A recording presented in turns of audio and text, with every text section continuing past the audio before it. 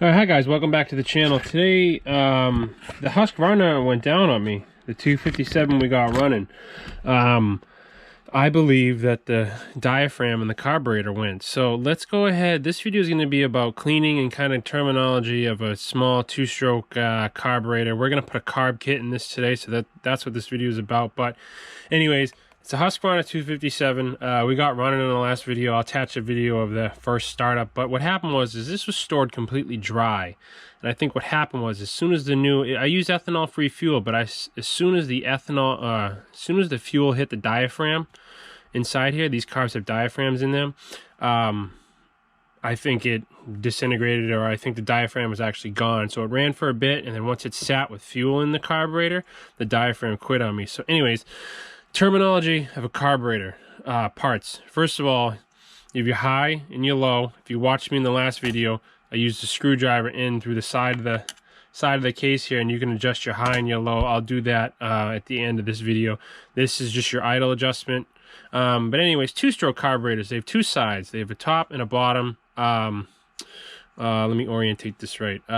This is your top, this is your bottom. So you have two parts. You have a metering diaphragm, and then you have just your regular, what's the actual term? You have your metering diaphragm, which is your 4 screws right here. Metering diaphragms on the top of the carburetor here. Excuse me, orientated wrong. Here we go. Yeah, sorry. Metering diaphragm, oh god, sorry, is on the top of the carburetor. This has your 4 screws in it. What a metering diaphragm does is chainsaws, as you know, you can run at almost any given angle and it'll still run. I know my Echo was literally falling almost upside down and it still manages to run. 4-stroke carburetors don't have that technology. You know, naturally, if you tip a 4-stroke enough on one end or the other, it'll starve for fuel. But the metering diaphragm allows you to run the saw at any angle. So anyways, we're gonna go ahead and pop this cover off. So for the sake of time, we'll just fast forward, all right? So anyways, okay, we just took the 4 screws off. So we're gonna pop this off. Now this is your metering diaphragm. Can you hear that? I don't know if the camera can pick that up, but this diaphragm is very, very stiff.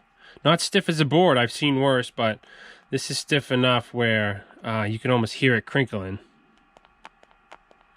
So anyways, we're going to change it. This is, I think, what failed us. So we're going to go ahead and swap this out. But also, while we're in here, our carb kit on the left here came with... we're not going to go so far as taking the Welch plug out, because I know this is a good running saw. But we're going to put a new needle and seat in it. So let's go ahead and pop that off next. This part right here, the needle and seat, this is what regulates your fuel intake. Kind of like any other carburetor, there's a needle and seat, and when you lift this, obviously it'll meter how much fuel is delivered to your engine. So while we're in here, we're going to go ahead and change this. Let's go ahead and loosen this screw here.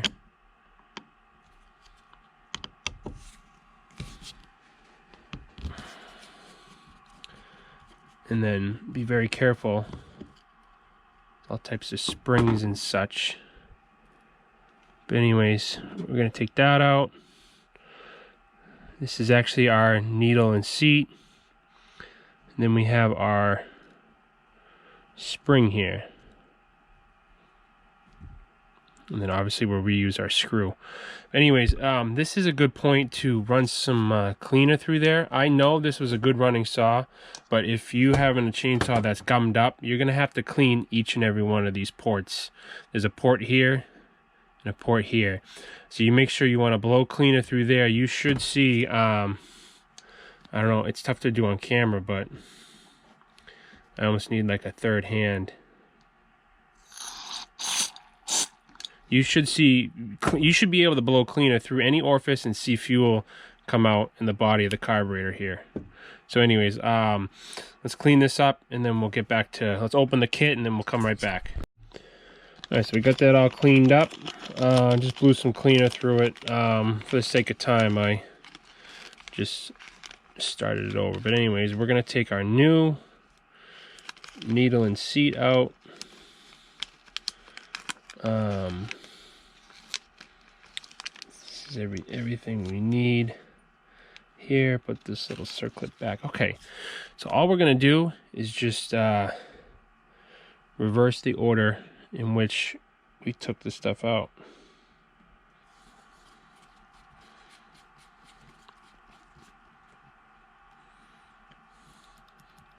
All right, so as you can see, we just replaced our needle. So again, this is our old diaphragm. Always have a little container next to you so you don't mix up your new parts. So now that that's clean, all our jets in this are clean. So I know we don't have to go through and change any of that. Now, your new metering diaphragm, as you can see here, this one's very pliable, very flexible. But for this one, you want to put, if you reference our old one, you want to put our gasket down first and then the disc side down on top of that. So remember, gasket first and then your metering valve. So here's our new metering valve. Here's our gasket. So all right, so we got our new gasket. Okay, and then we have, very carefully, our metering. And you always want to put the large disc side down first.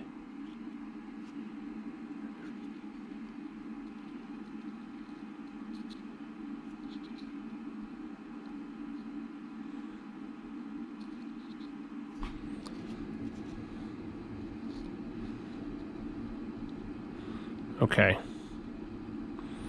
so you see how we did that? Large disc side down first, and then we have gasket first, metering valve, and now we can put our cover off. Make sure your cover is clean. You don't want to add any grit or any crap in there. And again, these are all, there's pins here that are obviously there in the gasket as well, so you can't really mess up the orientation. So let's go ahead and that takes care of that. Let's put our four screws in and then we'll flip it over. One screw is the fuel pump. Usually on this side, this is where you'd find your primer bulb. So your primer bulb is always by your metering valve. This obviously doesn't have a primer valve or primer bulb. So that's where you would, if you have a two-stroke or a weed whacker or something that's got a bulb, this is the side it would be on. But anyways, let's go ahead and change our fuel pump gasket. So again, one screw, pop this cover off.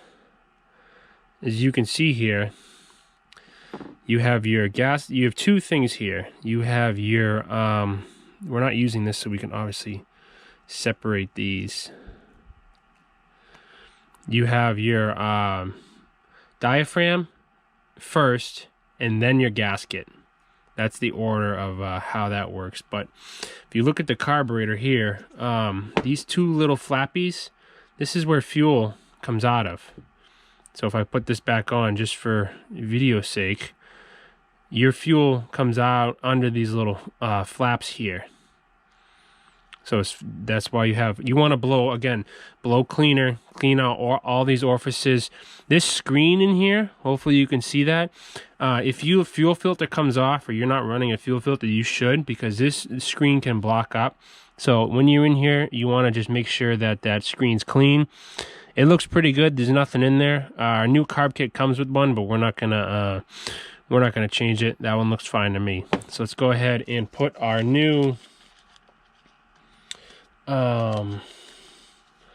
fuel. Again, we want to make sure this surface is clean. All right, so our surface is clean. We want to put our new gasket on the same way the old one came off. As you can see, all the holes and everything line up. And then we want to put so this, for this case, it's the diaphragm first and then your gasket. On the metering side, it's your gasket first and then the disc and then the metering valve. So we're going to put this on here. That way we're going to clean this cover off. We're going to wipe that down off camera for the sake of Hollywood. if your carburetor is all gummed up, you're going to want to clean out all these jets. You want to make sure you can blow through cleaner or compressed air no more than probably about 25 pounds, maybe even less. You want to make sure all your passages are clear. So we're going to go ahead and put this back on. Everything lines up. We're going to put our screw back on. Give that just a little snug.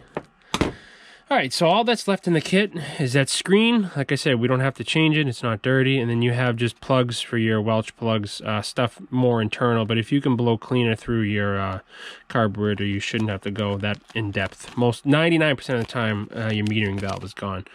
So let's put that in our bowl. Let's go ahead and put our old gaskets in there. Let's go ahead and reinstall it and go see if this bad sucker will run again. We had it running and then the valve quit out. So let's throw it all back together and see what it does. All right, so she's all back together. Let's go drag her outside and let's give her a pull.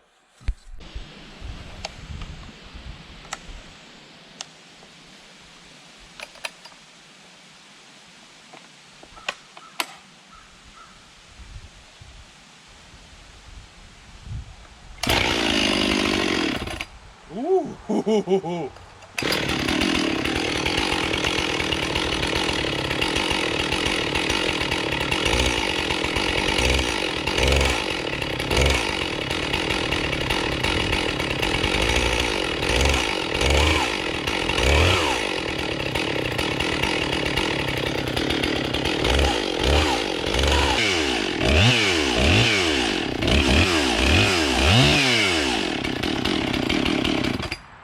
We're going to tune it next video, like I said. But anyways, thanks for watching, guys. Hope you enjoyed it, and we'll see you on the next one.